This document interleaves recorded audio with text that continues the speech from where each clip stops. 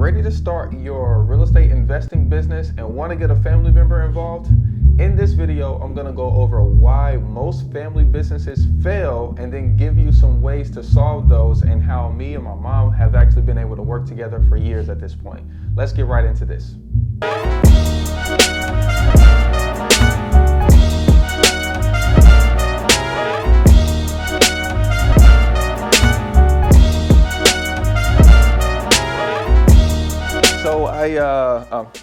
What's up, guys? It's your boy Sawan Belcher. This is me taking action on Instagram, full-time real estate investor. And today I got one of my best business partners. I want to go over some best practices for working with family, because I know it can definitely be hard. I mean, and really, communication-wise, role-wise, and just the whole process of being uncomfortable outside of your family self and stepping into your best business self can be a little bit uncomfortable. So today we want to help you. With that, okay? Because honestly, at the end of the day, we don't want to just have financial success or mental or physical success without our family. We don't want to distance ourselves. We want to be able to go up so all of the ship can go up as well. The goal is not to do better than our family. The goal is that our family is doing better together. Okay. Yep. Exactly. I think our family has always been business oriented. Yes. Yeah. I think we've always, grandfather had the pager business. We're thankful to Granddad Willard. Yeah, he had the Belcher. pager business. He made computers for everybody. He did computer repair. Then he had the communications business with the chattel boxes and the cord. Yes. And then Dad continued that on. And Dad always had me selling watches.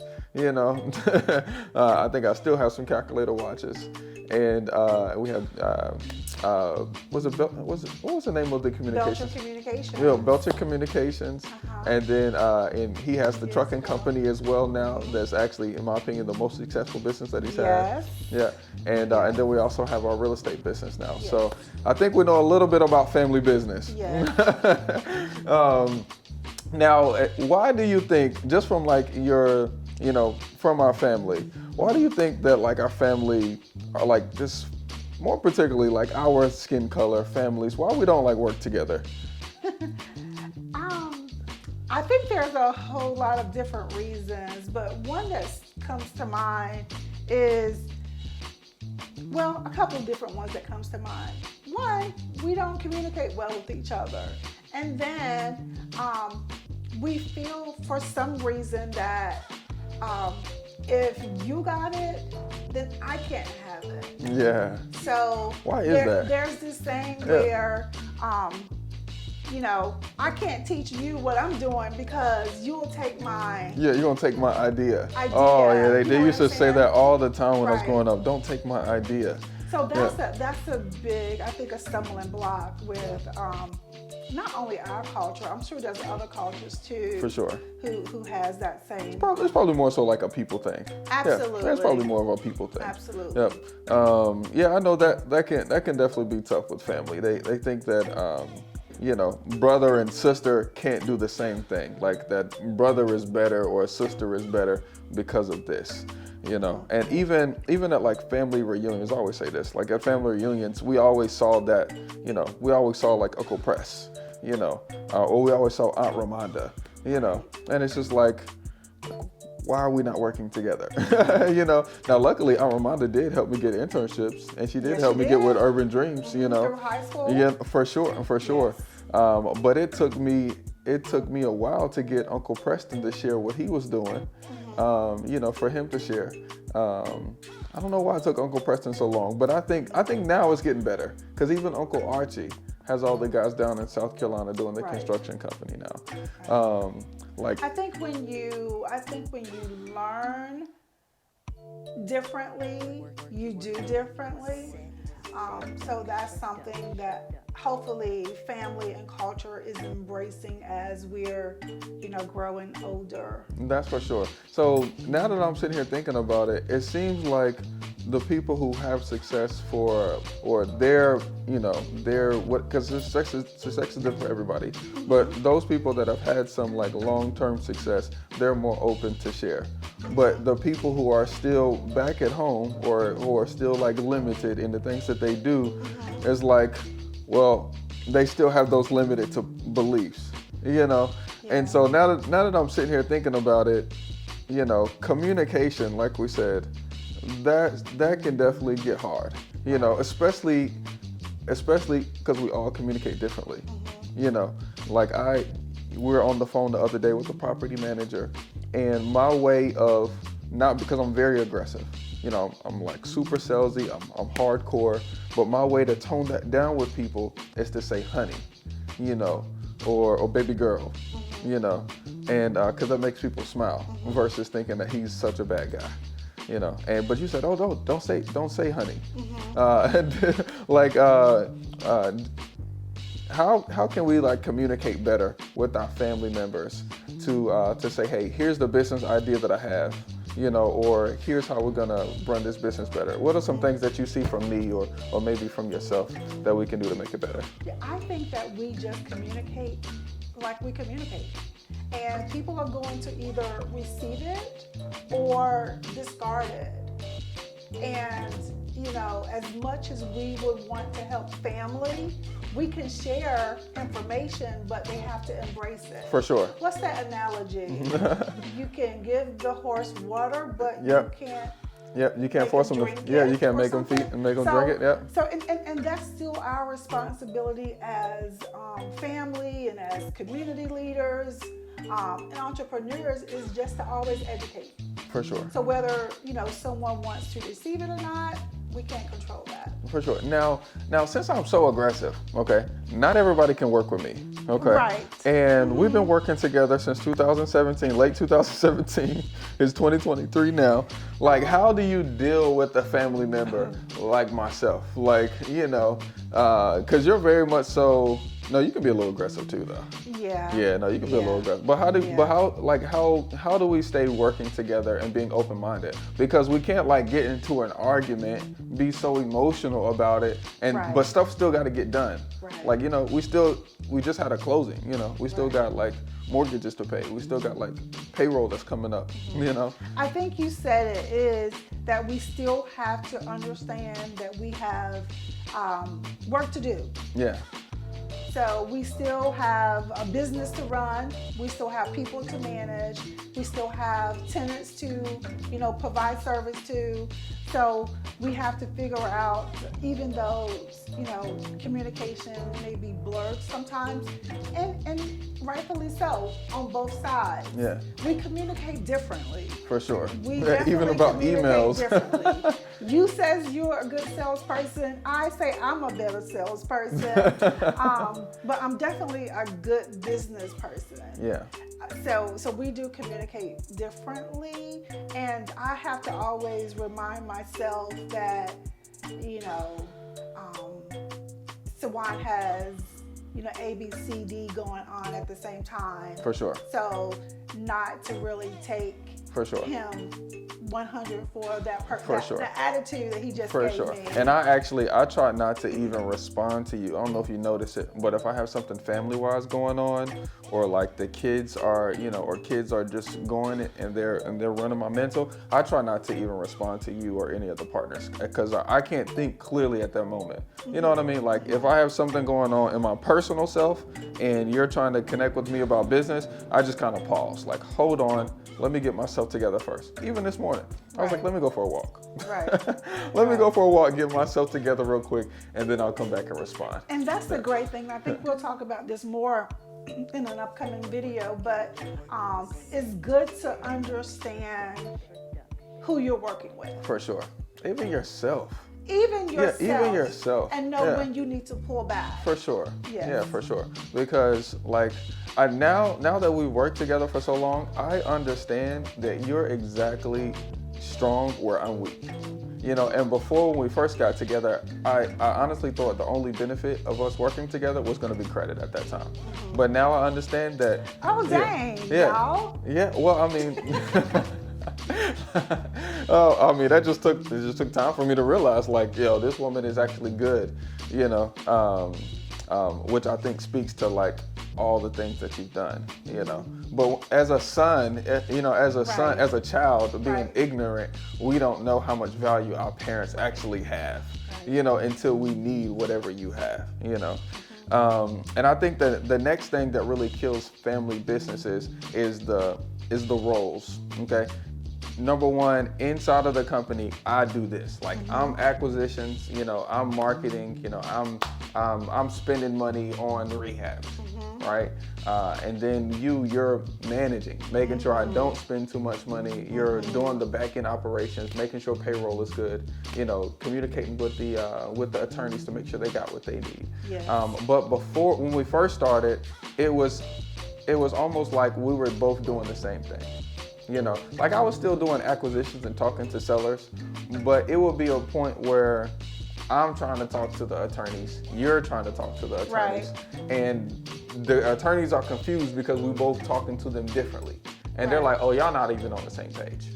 And it's definitely okay to say, especially when roles are clearly defined. They have to be clearly defined. And they have to be clearly defined. Yeah. But when they are, it's okay to say to your partner, hey, you know, I got that. There's oftentimes I have to say to Sawan, I can email the attorney. Right.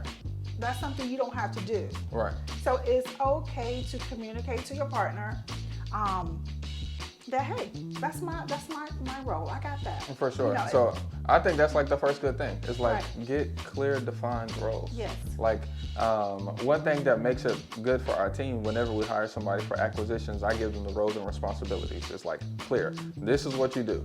Daily tasks. That's it. You know. And the same thing for us. And don't cross that road. Don't cross that boundaries. Right. Because when you do, then we get back to, hey, well, that's my mom. I want to help her. Well, that's not business. Right. That's not business. Right. Right. You know? Exactly. Put the family titles, if you will, to the side when it's business. For sure. And I appreciate you for that sometimes.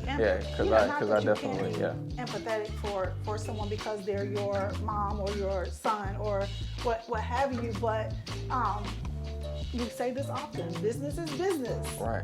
You know, so let's do the business. Right, exactly. I like that. So let's just do the business. Business is business, so let's just do the business. Now, the next thing that we have to overcome, and that you're gonna have to face in your business as well is pay. Okay, it's pay.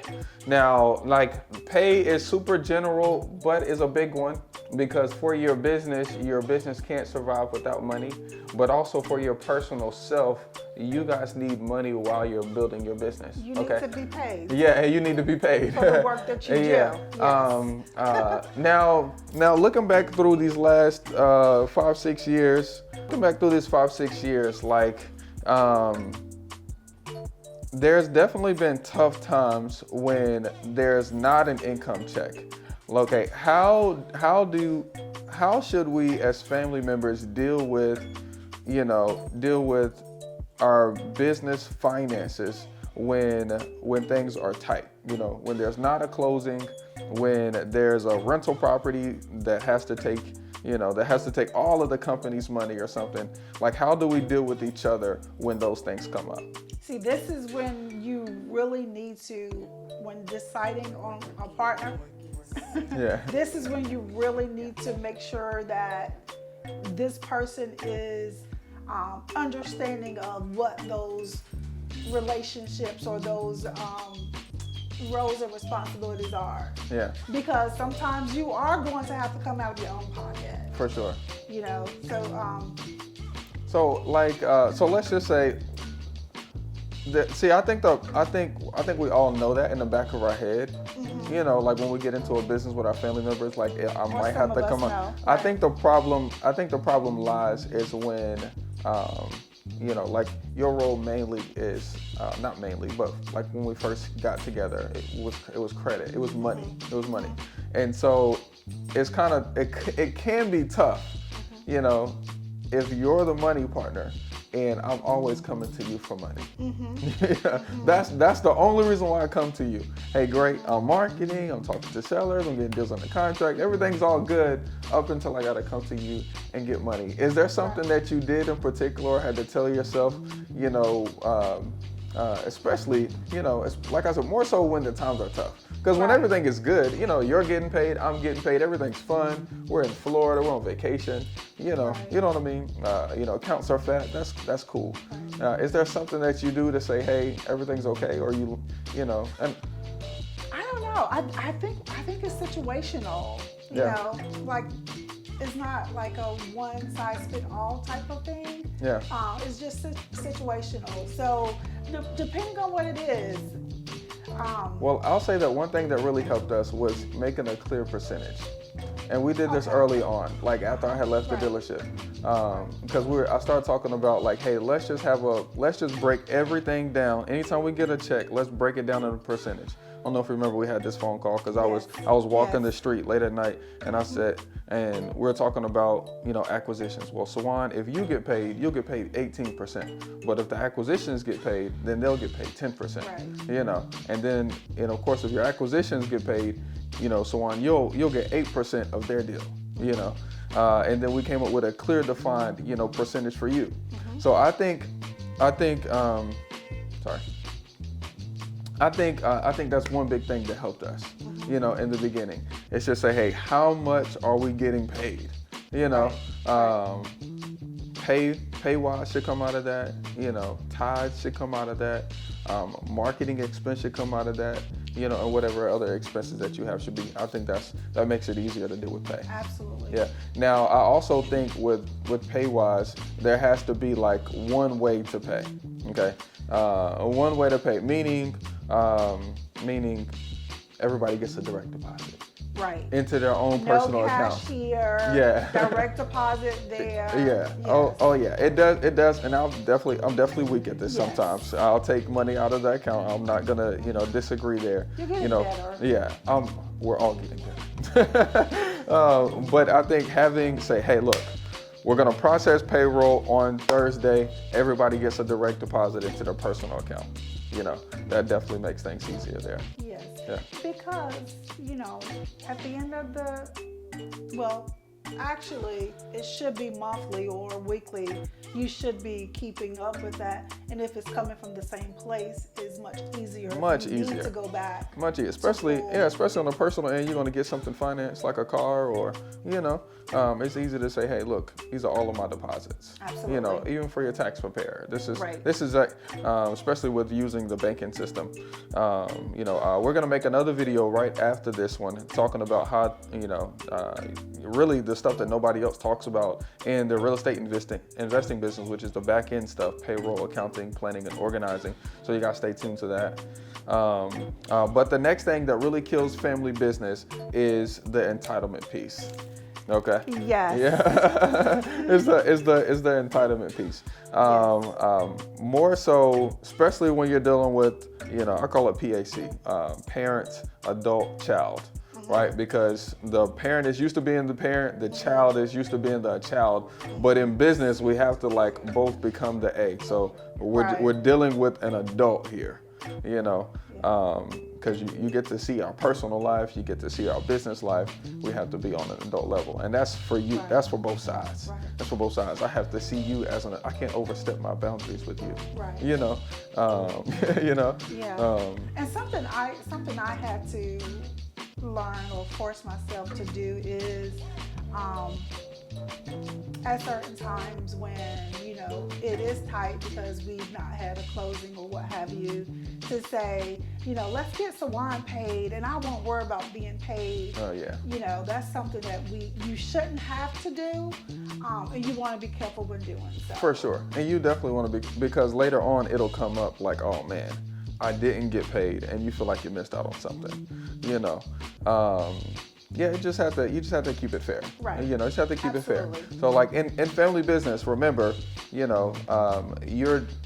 doing this for yourself for sure, but you're also doing this to serve. Okay, you're also doing this to serve. Yes. You have to remember to be a service. Like my goal for my mom working in our company is I'm gonna fund her retirement. Like literally, like I know I am. I know that's what I'm called to do. I know that's what's happening. I know that's where I'm getting to.